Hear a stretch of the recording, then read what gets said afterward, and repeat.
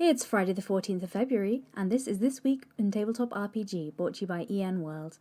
Darrington Press, the game's publishing arm of Critical Role, has confirmed that Daggerheart will be coming out on May the 20th.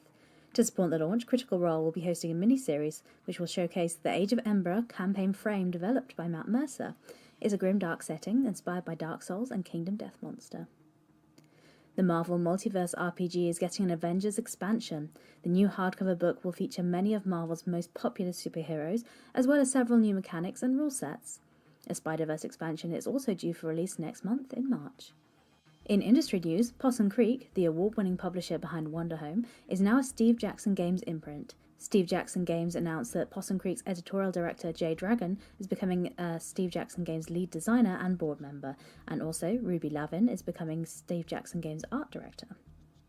In other Steve Jackson Games news, they are launching a crowdfund of the Fighting Fantasy solo adventure game books. Beginning with The Warlock of Firetop Mountain back in the 1980s, this classic series went on to sell more than 20 million copies worldwide. Books have been unavailable in North America for several decades, but the American Steve Jackson has teamed up with the British Steve Jackson and Sir Ian Livingstone to bring this classic series back to the United States via Kickstarter. If you'd like to hear these stories discussed in more detail, you can listen to Morris's unofficial Tabletop RPG Talk podcast, or you can read all about it at enworld.org.